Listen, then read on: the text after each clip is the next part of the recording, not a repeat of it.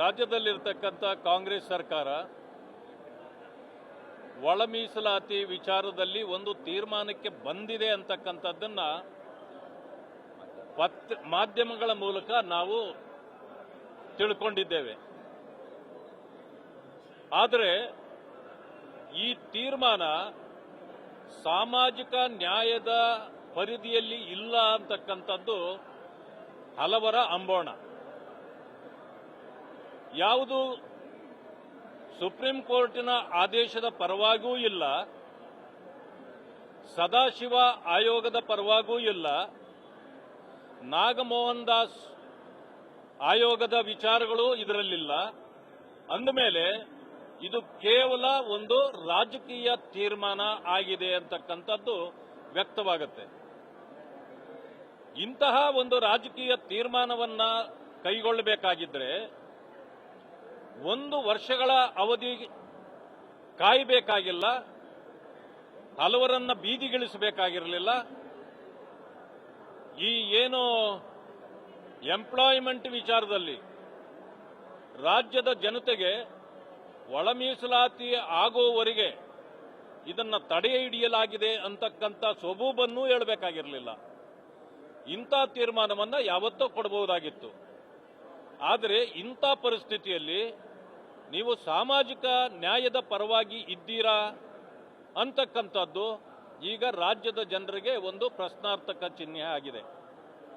ಎಲ್ಲಕ್ಕಿಂತ ಮಿಗಿಲಾಗಿ ಈ ರೀತಿ ತೀರ್ಮಾನ ತೆಗೆದುಕೊಳ್ಳತಕ್ಕಂಥ ಸಂದರ್ಭದಲ್ಲಿ ನಾಗಮೋಹನ್ ದಾಸ್ ಅವರು 5 ಗುಂಪುಗಳಾಗಿ ವಿಂಗಡಿಸಿದ್ರು. ನೀವು ಅದನ್ನು ತಿರಸ್ಕಾರ ಮಾಡಿ 3 ಗುಂಪುಗಳಿಗೆ ಸೀಮಿತಗೊಳಿಸಿ ಎಡ, ಬಲ ಮತ್ತು ಸ್ಪೃಶ್ಯ ಸಮುದಾಯಗಳು ಅಂತ ಹೇಳಿದ್ದೀರಿ.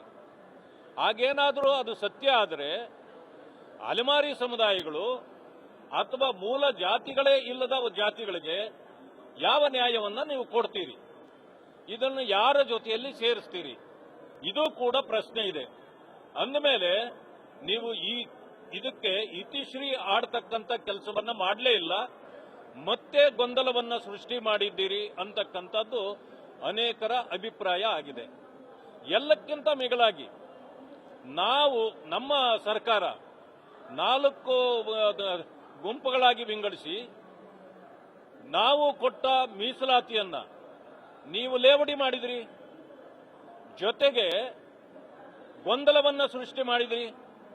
ಚುನಾವಣಾ ಸಂದರ್ಭ ಆಗಿದ್ದ ಕಾರಣದಿಂದ ಆವತ್ತು ನೀವು ಗೊಂದಲ ಸೃಷ್ಟಿ ಮಾಡಿ ಮತ್ತಷ್ಟು ಜನರನ್ನ ಎತ್ತಿಕಟ್ಟಿ ಜಾತಿಗಳನ್ನ ವಿಂಗಡಿಸುವ ಕೆಲಸವನ್ನು ಮಾಡಿ ನೀವು ವೋಟ್ ಬ್ಯಾಂಕ್ಗಾಗಿ ಏನೆಲ್ಲ ಮಾಡಬಹುದು ಅದನ್ನೆಲ್ಲ ಮಾಡಿ ಪ್ರಯೋಜನ ಪಡ್ಕೊಂಡ್ರಿ.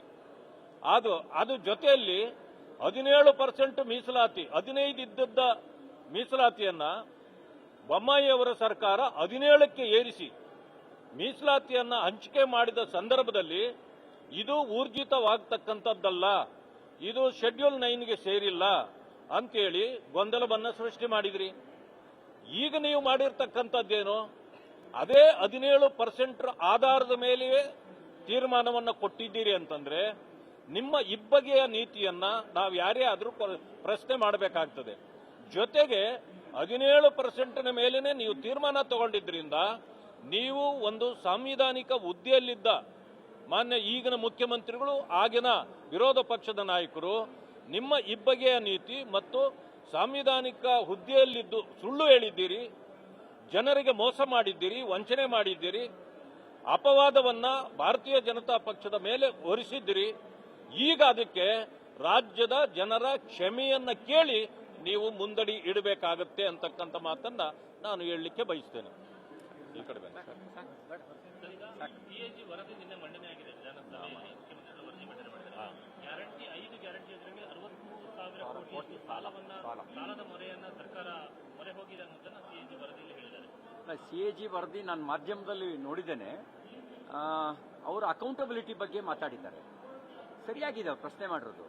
ಈಗ ಈ ಸರ್ಕಾರ ಬಂದ ಮೇಲೆ ಹೋದ ವರ್ಷ 1,06,000 ಕೋಟಿ ಸಾಲ, ಈ ವರ್ಷದ ಬಜೆಟ್ನಲ್ಲಿ 1,12,000 ಕೋಟಿ ಸಾಲ, ಅದ್ರ ಜೊತೆಗೆ SCP TSP ಹಣವನ್ನ ಗ್ಯಾರಂಟಿಗೆ ಬಳಕೆ, ಇದೆಲ್ಲ ಮತ್ತೆ ಕೊರತೆ ಬಜೆಟ್, ಇದೆಲ್ಲವೂ ಕೂಡ ಆರ್ಥಿಕ ಸ್ಥಿತಿ ಹಳಿಗೆ ತಪ್ಪಿರೋದನ್ನ ಸ್ಪಷ್ಟಪಡಿಸುತ್ತೆ. ಹಾಗಾಗಿ ಆರ್ಥಿಕ ಸ್ಥಿತಿ ಹಳಿಗೆ ತಪ್ಪಿದ್ರೆ ಭವಿಷ್ಯದಲ್ಲಿ ಪರಿಣಾಮ ಆಗುತ್ತೆ. ವರ್ತಮಾನದಲ್ಲೂ ಸಂಕಷ್ಟ ಅನುಭವಿಸಬೇಕಾಗತ್ತೆ, ಭವಿಷ್ಯದಲ್ಲಿ ಮರುಪಾವತಿ ಒಂದು ಸವಾಲಾಗಿ ಪರಿಗಣಿಸುತ್ತೆ. ಹಾಗಾಗಿ ಸಾಲ ಮಾಡಿ ತುಪ್ಪ ತಿನ್ನು ಅನ್ನೋದು ಚಾರ್ವಾಕ ನೀತಿ. ಸಂಪನ್ಮೂಲ ಕ್ರೋಢೀಕರಿಸಿ ಸಂಪನ್ಮೂಲ ಹೆಚ್ಚಳ ಮಾಡಿ ಹಂಚೋದು ಬೇರೆ, ಸಾಲ ಮಾಡಿ ಹಂಚೋದು ಬೇರೆ. ಇದ್ರ ಪರಿಣಾಮ ಮೂಲಸೌಕರ್ಯದ ಅಭಿವೃದ್ಧಿ ಮೇಲೆ ಇದೇ ಆಗಿದೆ. 2 ವರ್ಷ ಆದರೂ ಗುತ್ತಿಗೆದಾರರಿಗೆ ಬಿಲ್ ಕೊಡೋ ಯೋಗ್ಯತೆ ಇಲ್ಲ ಅವರಿಗೆ. ಎಷ್ಟೋ ಇಲಾಖೆಗಳಲ್ಲಿ ಸಂಬಳ 3 ತಿಂಗಳು 6 ತಿಂಗಳು ಬಿಟ್ಟು ಕೊಡ್ತಾರೆ ಸಂಬಳನ. 37% ಸಾಲ ಹೆಚ್ಚಿಗೆ ಮಾಡ್ತಾ ಇದ್ದಾರೆ. ಇದೆಲ್ಲವೂ ಕೂಡ ಒಂದು ರೀತಿಯ ಮುಳುಗುವ ಹಡಗಿನಲ್ಲಿ ಕುಳಿತ ಪರಿಸ್ಥಿತಿ ರಾಜ್ಯದ ಜನರದಿದೆ. ಅದರ ಕ್ಯಾಪ್ಟನ್ ಯಾರು ಅಂದರೆ ಸಿದ್ದರಾಮಯ್ಯನವರು. ಮುಳುಗೋ ಹಡಗು, ನಮ್ಮ ರಾಜ್ಯದ ಆರ್ಥಿಕ ಸ್ಥಿತಿಯೇ ಮುಳುಗುವ ಹಡಗಾಗಿದೆ. ಎಚ್ಚರಿಸುವ ಕೆಲಸವನ್ನ CAG ಮಾಡಿದೆ. ಲೈಫ್ ಜಾಕೆಟ್ ಹಾಕೊಂಡ್ರೆ ನೀವು ಉಳ್ಕೋತೀರಿ ಅಂತ ಹೇಳಿ. ಹಾಗಾಗಿ ನೋಡೋಣ ಸರ್ಕಾರ ಏನು ಉತ್ತರ ಕೊಡುತ್ತೆ ಅಂತ ಹೇಳಿ. ರಾಜ್ಯದಲ್ಲಿರ್ತಕ್ಕಂಥ ಕಾಂಗ್ರೆಸ್ ಸರ್ಕಾರ ಒಳ ಮೀಸಲಾತಿ ವಿಚಾರದಲ್ಲಿ ಒಂದು ತೀರ್ಮಾನಕ್ಕೆ ಬಂದಿದೆ ಅಂತಕ್ಕಂಥದ್ದನ್ನ ಮಾಧ್ಯಮಗಳ ಮೂಲಕ ನಾವು ತಿಳ್ಕೊಂಡಿದ್ದೇವೆ. ಆದರೆ ಈ ತೀರ್ಮಾನ ಸಾಮಾಜಿಕ ನ್ಯಾಯದ ಪರಿಧಿಯಲ್ಲಿ ಇಲ್ಲ ಅಂತಕ್ಕಂಥದ್ದು ಹಲವರ ಅಂಬೋಣ. ಯಾವುದು ಸುಪ್ರೀಂ ಕೋರ್ಟಿನ ಆದೇಶದ ಪರವಾಗೂ ಇಲ್ಲ, ಸದಾಶಿವ ಆಯೋಗದ ಪರವಾಗೂ ಇಲ್ಲ, ನಾಗಮೋಹನ್ ದಾಸ್ ಆಯೋಗದ ವಿಚಾರಗಳು ಇದರಲ್ಲಿಲ್ಲ. ಅಂದಮೇಲೆ ಇದು ಕೇವಲ ಒಂದು ರಾಜಕೀಯ ತೀರ್ಮಾನ ಆಗಿದೆ ಅಂತಕ್ಕಂಥದ್ದು ವ್ಯಕ್ತವಾಗುತ್ತೆ. ಇಂತಹ ಒಂದು ರಾಜಕೀಯ ತೀರ್ಮಾನವನ್ನ ಕೈಗೊಳ್ಳಬೇಕಾಗಿದ್ರೆ 1 ವರ್ಷಗಳ ಅವಧಿ ಕಾಯಬೇಕಾಗಿಲ್ಲ, ಹಲವರನ್ನ ಬೀದಿಗಿಳಿಸಬೇಕಾಗಿರಲಿಲ್ಲ. ಈ ಏನು ಎಂಪ್ಲಾಯ್ಮೆಂಟ್ ವಿಚಾರದಲ್ಲಿ ರಾಜ್ಯದ ಜನತೆಗೆ ಒಳ ಮೀಸಲಾತಿ ಆಗುವವರೆಗೆ ಇದನ್ನ ತಡೆ ಹಿಡಿಯಲಾಗಿದೆ ಅಂತಕ್ಕಂಥ ಸೊಬೂಬನ್ನೂ ಹೇಳಬೇಕಾಗಿರಲಿಲ್ಲ. ಇಂಥ ತೀರ್ಮಾನವನ್ನ ಯಾವತ್ತೋ ಕೊಡಬಹುದಾಗಿತ್ತು. ಆದರೆ ಇಂಥ ಪರಿಸ್ಥಿತಿಯಲ್ಲಿ ನೀವು ಸಾಮಾಜಿಕ ನ್ಯಾಯದ ಪರವಾಗಿ ಇದ್ದೀರಾ ಅಂತಕ್ಕಂಥದ್ದು ಈಗ ರಾಜ್ಯದ ಜನರಿಗೆ ಒಂದು ಪ್ರಶ್ನಾರ್ಥಕ ಚಿಹ್ನೆ ಆಗಿದೆ. ಎಲ್ಲಕ್ಕಿಂತ ಮಿಗಿಲಾಗಿ ಈ ರೀತಿ ತೀರ್ಮಾನ ತೆಗೆದುಕೊಳ್ಳತಕ್ಕಂಥ ಸಂದರ್ಭದಲ್ಲಿ ನಾಗಮೋಹನ್ ದಾಸ್ ಅವರು 5 ಗುಂಪುಗಳಾಗಿ ವಿಂಗಡಿಸಿದ್ರು. ನೀವು ಅದನ್ನು ತಿರಸ್ಕಾರ ಮಾಡಿ 3 ಗುಂಪುಗಳಿಗೆ ಸೀಮಿತಗೊಳಿಸಿ ಎಡ, ಬಲ ಮತ್ತು ಸ್ಪೃಶ್ಯ ಸಮುದಾಯಗಳು ಅಂತ ಹೇಳಿದ್ದೀರಿ. ಹಾಗೇನಾದರೂ ಅದು ಸತ್ಯ ಆದರೆ ಅಲೆಮಾರಿ ಸಮುದಾಯಗಳು ಅಥವಾ ಮೂಲ ಜಾತಿಗಳೇ ಇಲ್ಲದ ಜಾತಿಗಳಿಗೆ ಯಾವ ನ್ಯಾಯವನ್ನ ನೀವು ಕೊಡ್ತೀರಿ? ಇದನ್ನು ಯಾರ ಜೊತೆಯಲ್ಲಿ ಸೇರಿಸ್ತೀರಿ? ಇದು ಕೂಡ ಪ್ರಶ್ನೆ ಇದೆ.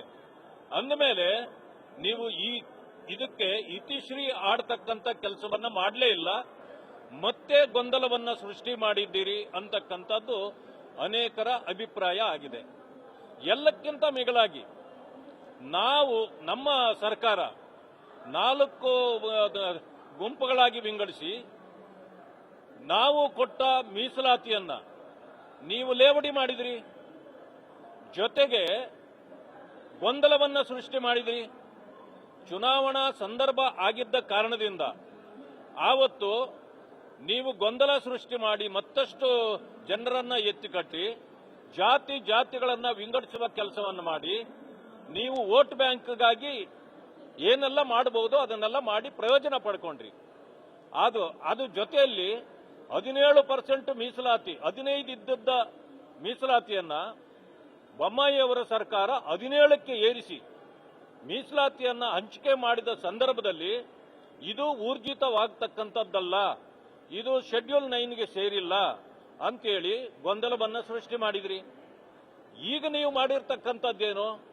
ಅದೇ 17% ಆಧಾರದ ಮೇಲೆಯೇ ತೀರ್ಮಾನವನ್ನು ಕೊಟ್ಟಿದ್ದೀರಿ ಅಂತಂದ್ರೆ ನಿಮ್ಮ ಇಬ್ಬಗೆಯ ನೀತಿಯನ್ನ ನಾವು ಯಾರೇ ಆದರೂ ಪ್ರಶ್ನೆ ಮಾಡಬೇಕಾಗ್ತದೆ.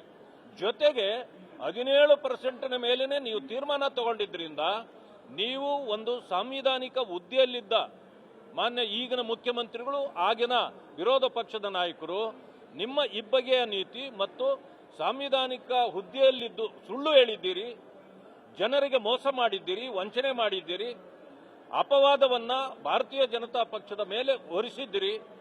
ಈಗ ಅದಕ್ಕೆ ರಾಜ್ಯದ ಜನರ ಕ್ಷಮೆಯನ್ನ ಕೇಳಿ ನೀವು ಮುಂದಡಿ ಇಡಬೇಕಾಗತ್ತೆ ಅಂತಕ್ಕಂಥ ಮಾತನ್ನ ನಾನು ಹೇಳಲಿಕ್ಕೆ ಬಯಸ್ತೇನೆ. ಈ ಕಡೆ ಬನ್ನಿ. ಸಿಎಜಿ ವರದಿ ನಿನ್ನೆ ಮಂಡನೆ ಆಗಿದೆ ವಿಧಾನಸಭೆಯಲ್ಲಿ, ಮುಖ್ಯಮಂತ್ರಿಗಳು ವರದಿ ಮಂಡನೆ ಮಾಡಿದ್ದಾರೆ. ಗ್ಯಾರಂಟಿ 5 ಗ್ಯಾರಂಟಿ ಯೋಜನೆಗಳಿಗೆ 63,000 ಕೋಟಿ ಸಾಲದ ಮೊರೆಯನ್ನ ಸರ್ಕಾರ ಮೊರೆ ಹೋಗಿದೆ ಅನ್ನೋದನ್ನ ಸಿಎಜಿ ವರದಿಯಲ್ಲಿ ಹೇಳಿದ್ದಾರೆ. ಸಿಎಜಿ ವರದಿ ನಾನು ಮಾಧ್ಯಮದಲ್ಲಿ ನೋಡಿದ್ದೇನೆ. ಅವರು ಅಕೌಂಟಬಿಲಿಟಿ ಬಗ್ಗೆ ಮಾತಾಡಿದ್ದಾರೆ. ಸರಿಯಾಗಿದೆ ಅವ್ರು ಪ್ರಶ್ನೆ ಮಾಡಿರೋದು. ಈಗ ಈ ಸರ್ಕಾರ ಬಂದ ಮೇಲೆ ಹೋದ ವರ್ಷ 1,06,000 ಕೋಟಿ ಸಾಲ, ಈ ವರ್ಷದ ಬಜೆಟ್ನಲ್ಲಿ 1,12,000 ಕೋಟಿ ಸಾಲ, ಅದ್ರ ಜೊತೆಗೆ SCP TSP ಹಣವನ್ನು ಗ್ಯಾರಂಟಿಗೆ ಬಳಕೆ, ಇದೆಲ್ಲ ಮತ್ತೆ ಕೊರತೆ ಬಜೆಟ್ಟು, ಇದೆಲ್ಲವೂ ಕೂಡ ಆರ್ಥಿಕ ಸ್ಥಿತಿ ಹಳಿಗೆ ತಪ್ಪಿರೋದನ್ನ ಸ್ಪಷ್ಟಪಡಿಸುತ್ತೆ. ಹಾಗಾಗಿ ಆರ್ಥಿಕ ಸ್ಥಿತಿ ಹಳಿಗೆ ತಪ್ಪಿದ್ರೆ ಭವಿಷ್ಯದಲ್ಲಿ ಪರಿಣಾಮ ಆಗುತ್ತೆ. ವರ್ತಮಾನದಲ್ಲೂ ಸಂಕಷ್ಟ ಅನುಭವಿಸಬೇಕಾಗತ್ತೆ, ಭವಿಷ್ಯದಲ್ಲಿ ಮರುಪಾವತಿ ಒಂದು ಸವಾಲಾಗಿ ಪರಿಗಣಿಸುತ್ತೆ. ಹಾಗಾಗಿ ಸಾಲ ಮಾಡಿ ತುಪ್ಪ ತಿನ್ನು ಅನ್ನೋದು ಚಾರ್ವಾಕ ನೀತಿ. ಸಂಪನ್ಮೂಲ ಕ್ರೋಢೀಕರಿಸಿ ಸಂಪನ್ಮೂಲ ಹೆಚ್ಚಳ ಮಾಡಿ ಹಂಚೋದು ಬೇರೆ, ಸಾಲ ಮಾಡಿ ಹಂಚೋದು ಬೇರೆ. ಇದ್ರ ಪರಿಣಾಮ ಮೂಲಸೌಕರ್ಯದ ಅಭಿವೃದ್ಧಿ ಮೇಲೆ ಇದೇ ಆಗಿದೆ. 2 ವರ್ಷ ಆದರೂ ಗುತ್ತಿಗೆದಾರರಿಗೆ ಬಿಲ್ ಕೊಡೋ ಯೋಗ್ಯತೆ ಇಲ್ಲ ಅವರಿಗೆ. ಎಷ್ಟೋ ಇಲಾಖೆಗಳಲ್ಲಿ ಸಂಬಳ 3 ತಿಂಗಳು 6 ತಿಂಗಳು ಬಿಟ್ಟು ಕೊಡ್ತಾರೆ ಸಂಬಳನ. 37% ಸಾಲ ಹೆಚ್ಚಿಗೆ ಮಾಡ್ತಾ ಇದ್ದಾರೆ.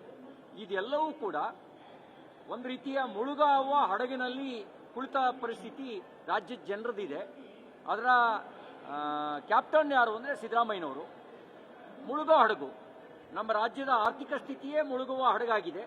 ಎಚ್ಚರಿಸುವ ಕೆಲಸವನ್ನ CAG ಮಾಡಿದೆ. ಲೈಫ್ ಜಾಕೆಟ್ ಹಾಕೊಂಡ್ರೆ ನೀವು ಉಳ್ಕೋತೀರಿ ಅಂತ ಹೇಳಿ. ಹಾಗಾಗಿ ನೋಡೋಣ ಸರ್ಕಾರ ಏನು ಉತ್ತರ ಕೊಡುತ್ತೆ ಅಂತ ಹೇಳಿ.